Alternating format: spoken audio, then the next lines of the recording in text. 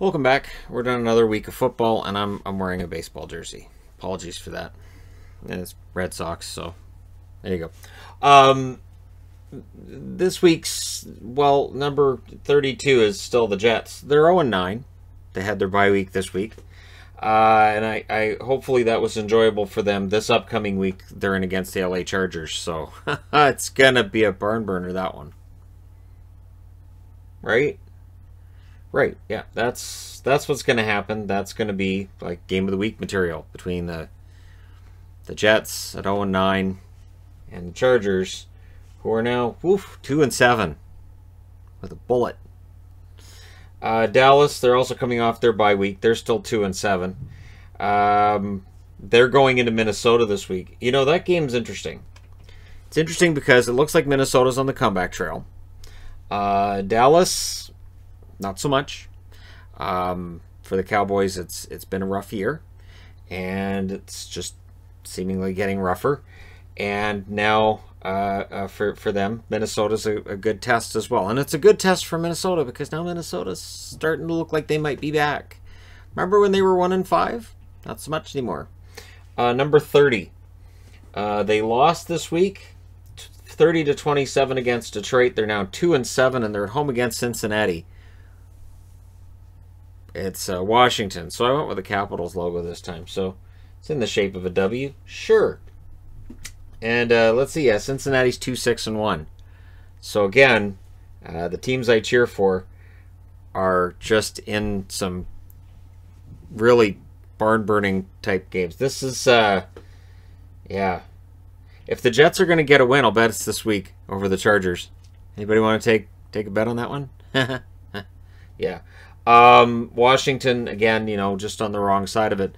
But they're still in the hunt because it's the NFC East. And as we saw this week, the NFC East is still up for grabs. Number 29. They lost this week against the Green Bay Packers, 24-20. They're actually down to 1-8 now. They're at home against Pittsburgh this week, so it doesn't get easier for Jacksonville. The Jaguars at 29th, and as I said, they're 1-8. So technically they have a worse record than these two teams. Just, you got to rank them somehow. So Jacksonville ends up at 29th on a list of teams that probably aren't going to make the playoffs. I'm going out on a limb there, aren't I? Number 28, falling to 2-7 with a 29-21 loss against Miami. Now they get to come home and play against the Jets, and that's the Chargers. Yep, it's a crash. It's a major crash. So anybody on the Hockey Channel wants to come over and see if Shannon plays favorites with his favorite teams? No. They're 2-7, and it's miserable. This has been a long year already, and it's barely over halfway done, and it's not getting better. Number 27, and they lost 10-7 against Cleveland this week. So good defensive game for Houston. Now they're home against New England. So for Houston, they're 2-7, but they've been close against Cleveland, or Cleveland didn't play well against Houston. Depends on how you look at it. And now for them, they're at home against New England, a team which did definitely move up this week. For Houston, they're definitely into looking ahead to next year territory, and so bottom row and all that. Number 26, a team that's moving up a lot, comparatively speaking with where they were a few weeks ago. They beat Philadelphia this week 27-17 to go to 3-7. They're like half a game out of first place in their division. They've got a week off this week, and that's the Giants. Are the Giants going to the playoffs? Really? Are the Eagles going to the playoffs? Does anybody know? Whoever wins the NFC East it's going to be bad. But again, it's not the first time we've seen a team leading their division that isn't very good. And for the Giants, who knows? They seem to be getting better over the last, I'll say 4 weeks. The Giants have been getting better anyways. So they may end up legit being a team that you don't want to take lightly in a wild card game, but I don't see them winning a wild card game either. Number 25, they fall to 3-6 after a 37-12 drubbing this week against the Vegas Raiders. That's still weird to say. It's not going to slide off the tongue easy anytime soon. And now this week they're at home against Miami, and that's the Broncos. And it's unusual because Miami Dolphins look for real, and for the Broncos, who are 3-6, not as much. But usually competitive. This week, not so much against Vegas, which I think says a lot about how strong Vegas is. But again, they're 3-6, 3-7. These teams are all not thinking about the playoffs, except somehow the Giants are. Somehow. Number 24, coming off of a victory this week over Washington, 30-27. They're now 4-5, and they are in Carolina this week. That's a winnable game. That is a winnable game, and we'll see whether or not they do in fact win it. For Detroit, they're out of the bottom row, 24th overall, and yeah, we'll see how things go for them this week against Carolina, a team that has definitely fallen on some hard times themselves, and maybe Detroit can get back to 500. At number 23, they lost a game this week, because most of the teams in this bottom rows will have done that, against Tampa Bay, 46-23. They dropped to 3-7, and that's the Carolina Panthers. So they've had some good moments in some of these games. They've been close in some of them, but they're just at 3-7. They've fallen off to a stage now where, yeah, the Carolina Panthers, unless if they were in the NFC East, we could be talking about playoffs, but we're not, because they're not in the NFC East. Now, up to number 22. They had a bye week. They're 3-6. This week, they are in New Orleans. So that's an interesting one for Atlanta. And of course, Drew Brees is out for, they're saying, the next 2 to 3 weeks. But looking at the extent of those injuries, that sounds really optimistic. Cracked ribs, collapsed lung, and they're like, yeah, watch the lung. How do you watch your lung? Anyways, it just seems like weird. The doctors are telling him to watch his lung. Okay.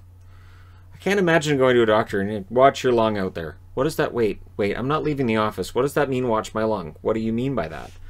So, for Atlanta, we'll see whether or not they can pull off an upset over New Orleans. The good news, if you're a New Orleans fan, is that when they've had to play without Drew Brees over the last couple of years, it hasn't been too bad for them. They're actually unbeaten. They do struggle to score, but they alter their game.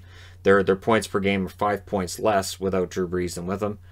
But we'll see whether or not Atlanta can give them a run. Number 21, a team that I admit I left for dead.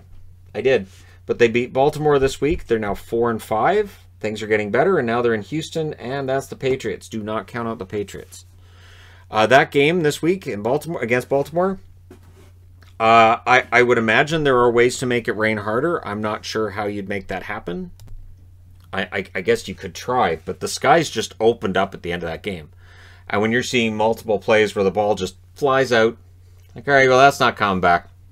Now he snapped it right clear out of the stadium. It just flew, where, of course, it can't because the rain's coming down so hard. Just that game, I didn't penalize Baltimore as much as I rewarded New England for that. I think New England, yeah, they're on the comeback trail. And, all things being equal, if they end up being a wild card, look out, because that's when Bill Belichick comes up with his best game plan. And I also think part of it is that, Cam Newton did go through COVID, and it's possible that his play was affected after, if there's a drop in his energy level, this kind of thing, which can happen after, and maybe he's getting it back. So everything's looking okay right now if you're New England. I know 4-5 isn't a great record, but it's a heck of a lot better than 2-5. Number 20. And they lost this week against Pittsburgh, and I can't get too mad at them for it. They're 2-6-1 now, and now they're going in against Washington, and that's the Bengals. It is hard for me to keep the Bengals above New England, and I can't. I can't do it. Sorry, Bengals. It's 21 for you guys. And again, I don't penalize them too much for losing against Pittsburgh, but they're down to 2-6-1. And at some point, somebody behind them had to get hot anyways, and New England's the team. So while I love Joe Burrow, and I think that Cincinnati's on the right track, the game this week being as it was, and the score being as it was, Cincinnati really wasn't in that. I watched the first half of that, and then I was like, yeah, that's enough. I can't watch the rest of this. This is just sad. Number 19. Coming off of a loss against the Giants, they're now 3-5-1. This coming week, they're in Cleveland, and that's the Eagles. And this is where, if you're a New England fan, you could say, well, you can bump them up past the Eagles. Just going to wait a bit on that. See, I believe that for New England, they've already jumped up from, I had them at 25th or 26th last week. They've already jumped up 5, and so we'll see whether or not they end up above the Eagles. Maybe it was just one of those games against the Giants that, if you're Philadelphia, maybe it's one of those ones you look back at and say, that was where we got it together, and then we ended up being 10-5-1 on the season. It's not going to happen. But we'll see what happens between them and Cleveland, because Cleveland, despite their record, they've been a bit shaky lately too. Number 18, losing 27-13 in New Orleans. They're now 4-6, and that's the Giants. The Niners. The Niners are off this week, so they've got the bye week. And for San Francisco, probably couldn't come at a better time. They've had a lot of injuries to deal with, and now they're coming off of a rough loss against New Orleans. And the fact that there's 3 good teams in their division, and then there's them. It is very, very unlikely that we see the Niners go on a bit of a run from here. They're already into figure out what you got to do next year mode. And, the 2021 season should be better than this season for the Niners. I think they're better than their record, but injuries definitely have hurt them. All right, so we're up to number 17. And with a win last night over Chicago, 19-13. And this coming week, they are at home against Dallas, Minnesota. So if you're a Vikings fan, it's not over. Vikings were down in this row, and I kind of had that feeling that, if a team could go on a run, and maybe that win over Green Bay was bigger for them than we knew at the time, and gave them this feeling of, hey, we're still in this. We're not out. So kudos to them for getting their way up to almost the second row. Pretty close. I almost put them in the second row too.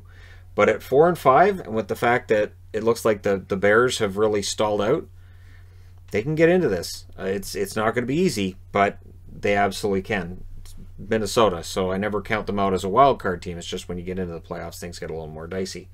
Number 16, and this is the lowest they've been all year. They lost this week 23-16 against the Rams. Now they're at home against Arizona this week, and that's the Seahawks. It's weird because the Seahawks are 6-3, but you wouldn't know it by watching them play. So first off, their defense wasn't very good, right? Now Russell Wilson's starting to make some moves and some throws that people are like, what's he thinking? I know what he's thinking. He's thinking, I don't really trust my defense. I'd better make something happen, because when the defense comes out on the field, bad things tend to happen. So he's forcing himself into some bad plays, and now the turnovers are starting to do in the Seahawks at the absolute worst time. As Arizona seems to be getting it together, and it looks like the Rams are starting to pick themselves up. And yeah, this is not a great time right now for Seattle, and their defense and now the turnovers combine to make it look like they're not only not a contender, they may not end up in the playoffs. They have got to turn this around. They've lost 3 out of 4. They've got to turn it around. Number 15, after falling 19-13 against Minnesota, dropping to 5-5, they have the week off this week, and that's the Bears. Now, I didn't drop the Bears a lot. I thought about swapping the Bears and Minnesota, but Minnesota's still 4-5. Chicago's 5-5, and we'll see what happens this week. If Minnesota manages to, beat Dallas, and if it's an easy win for them, it is quite possible we see Minnesota up in this spot next week. But for Chicago, you got to figure this out. It is kind of getting ugly for them, and then seeing your quarterback go down and get hurt like that. And it was this weird freak thing, because to me, they kept showing the replay over and over and over again, even though I was yelling at my TV, you guys can stop showing that now. It looked like he twisted his neck, too. Just the way he rolled over, it looked like he twisted his neck. So while they were focusing on his hip and his lower back, I was like, his neck doesn't look right there. That's not, you're not supposed to bend like that if you're a human. So hopefully he's okay. And yet, for Chicago, they do have the week off, so that helps. You have the bye week now. Number 14, after the 23-16 win over Seattle, they go to 6-3. They're in Tampa Bay this week, and don't count out the Rams. So Tampa Bay has been inconsistent this year. The Rams seem to be getting it together. They took advantage of the turnovers, and that's one thing too. It's fine to get the turnovers. It's another thing to turn them into points. There are teams that get turnovers and then, oh, sorry, here we're going to give you the ball back because we took that from you. That wasn't very friendly. So, yeah, for the Rams, they're 6-3, a three-way tie for first place in the Western Division, and that division could very well go down to Week 16, Week 17, in terms of deciding who wins it and who gets into the playoffs. And the Rams are in there, and it didn't look like a few weeks ago they would be. Number 13, after the 10-7 win over Houston, they go to 7-3. Or 6-3, I should say. Now to go to 7-3, they'll have to beat Philadelphia, and that's the Browns. The Browns, for me, still lingering around. Top half of the board. 6-3's got to feel pretty good to Cleveland fans who've suffered through a lot of poor seasons. But I do wonder with Cleveland, like, how far they can go, and the fact that they only win this game by 3 points this week. Is that concerning, or is it just it's fine? Because, they barely won it, but it's fine. Sort of like what Pittsburgh, barely beats the Cowboys, but then this week they left no doubt in anybody's mind as to how good they are. So Cleveland could very well do something similar this week at home against Philadelphia, a team that basically NFC East teams don't win outside their division either. So it's rare. I already did a video on that. Number 12, after a 34-17 win over Tennessee, they go to 6-3.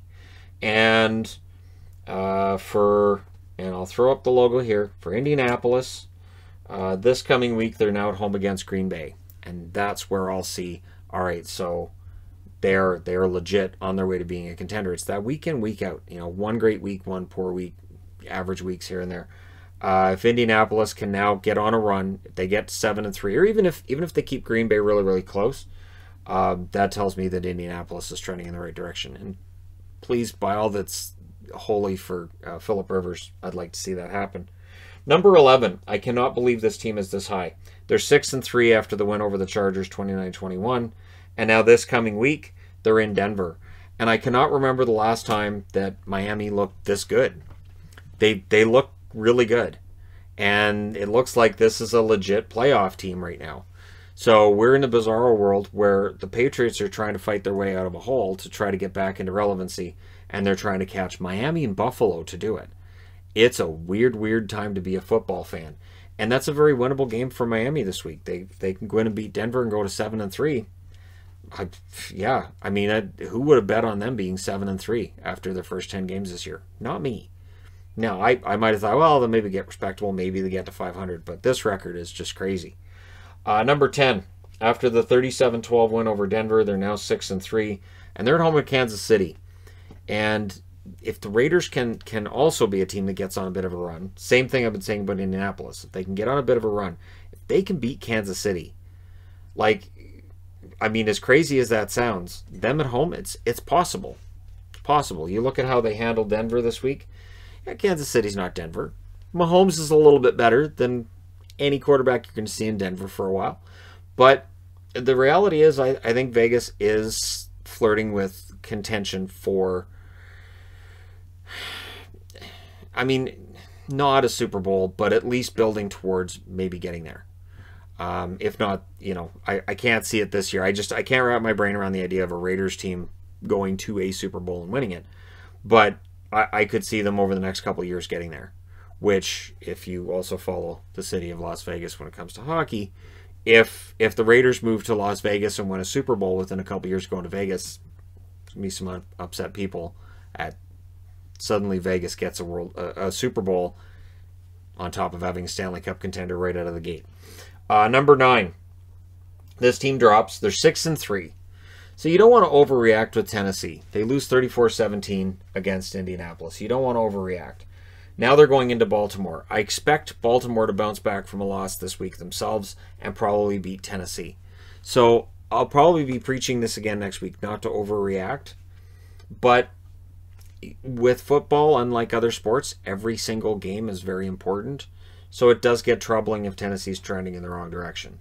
Indianapolis, there's no shame in losing to them, no shame in losing to Baltimore if that happens. But if they could beat Baltimore, that'd be huge as well. So we'll see what happens there. Number 8. And these guys lost a game 32-30 this week.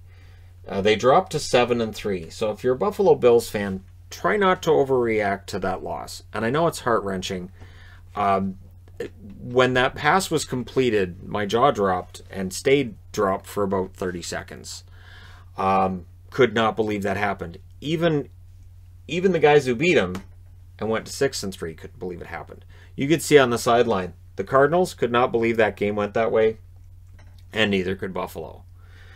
I have Cardinals at 7 and Buffalo at 8 because the Cardinals get that Hail Mary that wins the game. Buffalo still in contention, still 7-3, very good record. Buffalo has a week off now to figure out what happened. Arizona, on the other hand, is going to Seattle. And if Arizona can win that game and add to the misery in Seattle, again, I would not rule out the Cardinals as a dark horse right now. There are some odd teams that are still in contention. To me, the Cardinals are one of those odd teams that are still in contention, but weird things have happened. Number 6. These guys are coming off a 46-23 win over Carolina. They're now 7-3. They are at home against the Rams, and that's the Tampa Bay Buccaneers. Tom Brady does not look his age. They say it in every game. Every game they talk about how old he is, but he doesn't act it. Every game they talk about how he's playing like he's in his 20s. It gets to the point where I'm thinking, if that's the narrative every single game, we don't have to mention it every single game. And yeah, Brady's very good. And for Tampa Bay, their weakness last year, the reason they didn't make any waves last year, is quarterback. And yet that quarterback now may very well be the starter for New Orleans for the next couple weeks. I don't think they've announced the starter for New Orleans, but Jameis Winston could be the guy, so we'll see. Yeah, we'll see how that goes. Number 5, coming off of a win, which was a kind of a razor-thin win, but it's a win nonetheless, and they go to currently their record 7-2. They win 24-20 over Jacksonville. For Green Bay now, they're going into Indianapolis. That's a good test for Green Bay. Green Bay has not been Green Bay over the last few weeks. I don't think the loss against Minnesota, barely winning against Jacksonville, these aren't the things that necessarily show a contender. However, they're still top 5. They're still 7-2. And again, you can't overreact one game. And they won it. They won that close game. So, that's key as well. Number 4, they lose the game against New England 23-17 to fall to 6-3. And now for the Baltimore Ravens, they're at home against the Tennessee Titans, and it's 6-3, same record as Tennessee. I have them ahead of Tennessee on this board, but if they're not careful, they could fall to 6-4. And if they do, then they take a bit of a drop below, and probably below one of these two teams as well. I still like Baltimore. And when I look at how that game ended, I couldn't say, oh, well, look how Baltimore choked this away. All of the rain was coming down, all of it. All of the rain was over the New England Stadium. All of it fell at once. I have never seen that much rain at a football game, ever. That was all of it. All of the rain in the world, it concentrated itself over that game. I can't say, well, look, Baltimore should have been able to run for a touchdown at the end of that. No. Baltimore should have been able to score. No.